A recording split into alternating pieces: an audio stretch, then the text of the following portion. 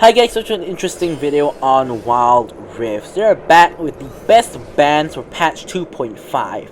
So we have a lot of content coming up, like really a ton. Patch 2.5 is such a major patch. We are going to do this video, we're going to do a tier list.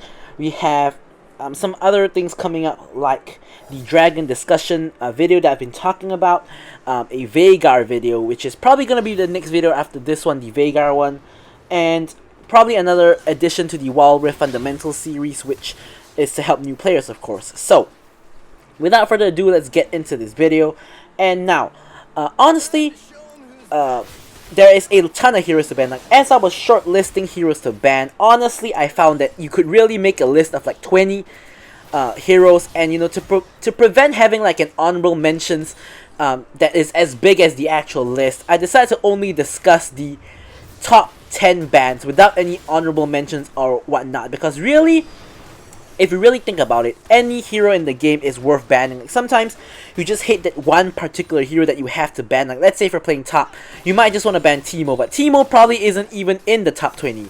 So really, you just ban what you want to ban based on your own situation, but these are just my personal top 10 bans for me. Now, of course, this is in a perspective of an AD carry main, so maybe that will skew my view a little bit, but overall, I think that these are probably the best 10 bans in general.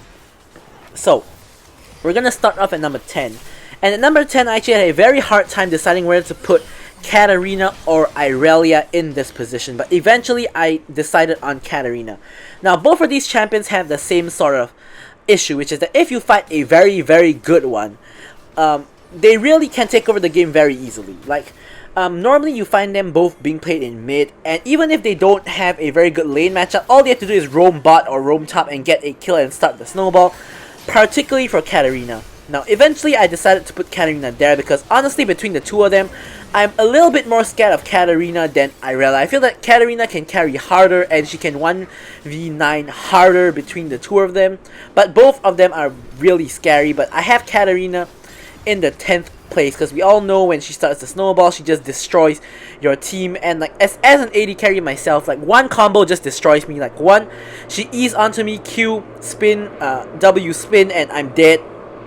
So I'm just gotta remove Katarina from the equation. Now at the number 9 spot, I actually have Ziggs. Now Ziggs moved up from honorable mentions to the actual list and now to the 9th spot. So Ziggs, honestly, I covered this in every video, but I'm just gonna repeat it. Ziggs brings everything to the table. He is very safe. He has very good poke, very good late game scaling where he does a ton of AP damage. Like a small bomb can do like half your health or a third of your health in the later stages of the game. With the Luden's buff, he has a great first item as well. He has great tower taking potential with his passive auto attacks as well as his W satchel charge to execute towers. He has a great AoE ultimate, which is semi-global, so he can influence the map even from like, he can influence like mid lane from like halfway up the river. So he has that going for him. And the ultimate does so much damage that it threatens stealing barons and dragons. So he has objective control as well. Really, he has so much going for him, and he's just so good of a champion. He has to be banned. He can even be flexed to bot lane, as I've shown in a video previously. Definitely, I will link that video up in the cards above, so you guys can check out the Ziggs commentary guide that I did. So, now, moving on to number 8. So number 8, actually, before that, I gotta actually mention that the nerf to Ziggs actually didn't really do that much to him. So there is that as well. Like the nerf to his passive damage really doesn't do that much. It's not even noticeable, in my opinion.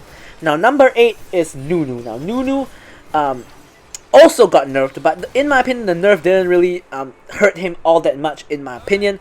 So Nunu, really, he is a ganking style jungler, and especially with the jungle changes in patch 2.5 where it sort of rewards ganking a little bit more and farming a little bit less. So he is a pretty fast farmer, but he's mainly there for the ganks, like with his giant snowball. So you gotta start up the snowball, and then twist and turn and get to the lane with a huge snowball where you can knock up the enemies and basically guarantee a kill.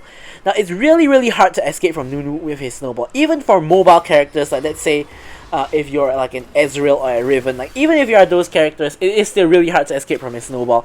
Like he whacks you with the snowball, if you get hit by the snowball, you're basically dead because after the snowball hits, you're gonna get chain CC'd by either his lane buddy or like by his E, and after that happens, you basically just die from all the damage you take. So Nunu, in my opinion, is too potent of a ganker. He has to be banned because yeah, you just can't handle him. So number 7, now this one is actually very interesting. It's a completely new addition to the list, which is Thresh. So Thresh, in my opinion, his stock has risen tremendously. He has been big. He has gotten buffed for 2 patches in a row, like buffing his flay damage, the how easy it is to charge, buffing like just everything in general, buffing his souls. The only thing that kind of got nerfed is his W max, but that's not too important in my opinion. Like if you want to max W, you can still go for it, but just that it's a little bit less worth it. So Thresh, in my opinion, as I've predicted, people took a couple of patches to learn how to play Thresh properly, but now that a couple of patches has passed, it's the same story as Katarina, same story as Irelia. People take time to learn hard champions. So people finally have learned how to play Thresh properly. The hooks are kind of on point now for a lot of Threshes that I see. The flays are really good, the lanterns are really good, and the boxes are really good as well. So Thresh, like I've said all along, he brings so much utility to the team. The hook for the pick potential is amazing. He can follow up as well with his flay and box. The flay, in my opinion, is his single best skill. Like he can use that to disengage from so many things. Like a Lee Sin flying in, he can get flayed away if you time it correctly, and I've seen Threshes doing that. And if you walk up too close or you take a bad fight, he can flay you back into his team and you cannot escape anymore. And the box, so much utility, just slowing enemies when they're caught in a fight. Just in general, when running, you can put it down in a choke point and enemies have to walk through, so they can't chase you anymore. Like he has so many things going for him. Thresh is just really good at the moment, and I actually think he's one of the top bans at the moment, especially if you're playing bot lane. So especially if you're playing bot lane and you don't want to play against Thresh, just ban it out. Now number 6, we actually have Akali. So Akali is someone who has been at the very top of my ban list before and was in second place the last time round, I believe. But honestly now, after she has gotten nerfed, I don't really think she's that broken anymore, because if any random person uses Akali, like they may not necessarily find success, whereas previously any random person using Akali can find success. Like even me, I can't play Akali, I don't have the mechanics, but I have managed to play Akali and do relatively well on Akali before, just because of how broken she is. But now that you don't get the energy refund and she's gotten nerfs like continuously, I think she's actually pretty, I wouldn't say balanced, but she's in a pretty alright state at the moment. Definitely Akali mains can make Akali feel like she's still broken, which is mainly why I have her at number 6 over here. Because if you're fighting into an Akali who knows how to play her, she will still feel just as broken as last time. But if you're fighting into an Akali who isn't very good, you can see it.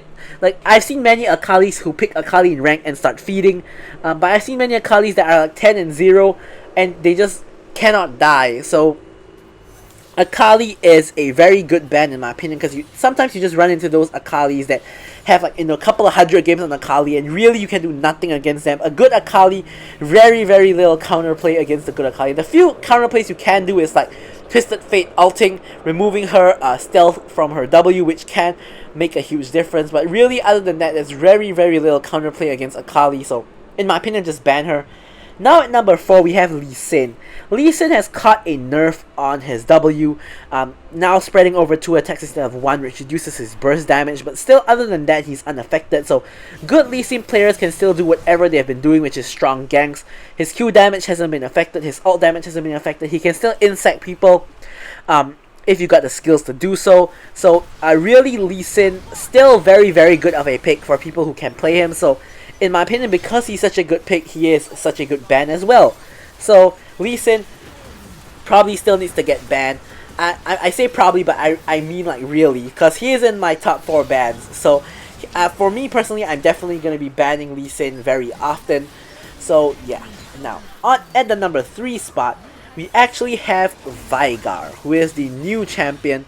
Veigar, in my opinion, he is a little bit hit or miss, because on one hand, he can one-shot people very, very easily, but on the other hand, he's a Nasus-style character, so he does have to stack up, and in the early game, he is very vulnerable, and at the higher, like, in higher elo, that's very exploitable, like, into any strong mid laner or into any, like, ganking jungler, Veigar is gonna have some trouble, so all that really needs to happen is your jungler needs to come and gank, as long as there's any kind of form of CC, and as long as your cage is down, you will definitely die. Like, without a shadow of a doubt, you will die. The cage is the only thing that can save you, but if you use it and get ganked, you will die, which is definitely going to happen in the higher elos. Definitely it's going to happen. So, in my opinion, Veigar is a lot of a lower elo threat than the higher elo threat, because high elo players will know you have to shut down the Veigar early so that he doesn't snowball out of control. But lower elo players probably won't do that, which allows Veigar to snowball out of control and he stacks up all his AP. So yeah, Veigar can reach 1000 AP if you stack well enough, which I have done before already. So Veigar can just one-shot anybody who's not a tank. So Veigar, definitely his damage is nutty. I do believe that even though he can be shut down at high elo, I do believe that he needs a nerf, particularly to his damage. I think that they'll probably hit his damage or just his base AP somehow in the next 1 or 2 patches probably. But yeah, we have Veigar at number 3. Now number 2, we have Brand. And now the reason why Brand is still so high despite having so much nerfs is, firstly, his damage is still pretty insane. It's not broken anymore, but it's still pretty insane. And the other main reason is, just in general, unless you're playing 5-man, in solo queue people are completely uncoordinated, and because of that, Brand thrives. Like, if people group up, his W is gonna destroy them. If people group up, his ult is going to destroy them. If people group up, his passive is gonna destroy them. Like, every aspect of Brand will just destroy an uncoordinated team or a team who groups up unnecessarily. So Brand is just really good just because of the solo queue environment, which is also contributing to like other people like Katarina being number 10 on the ban list, just because of an organization in the solo queue. So Brand is still in the number 2 slot. And number 1, I'm not sure how many people were expecting this or how many people is going to be surprised by this, but number 1, I actually have Tryndamere.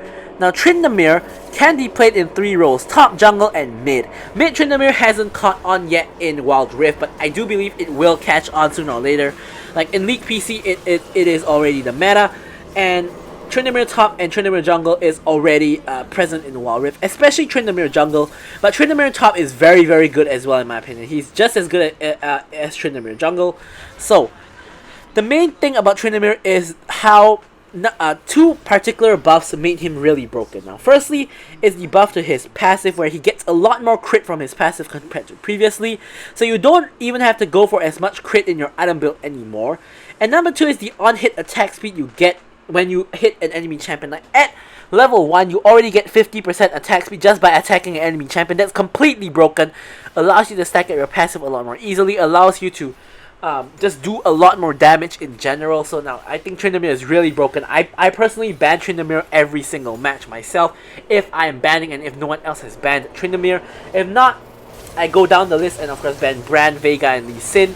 But I really truly believe that Tryndamere is the most broken champion in the game at the moment. More broken than Veigar for sure, more broken than Brand, which is why I have him at the number 1 spot.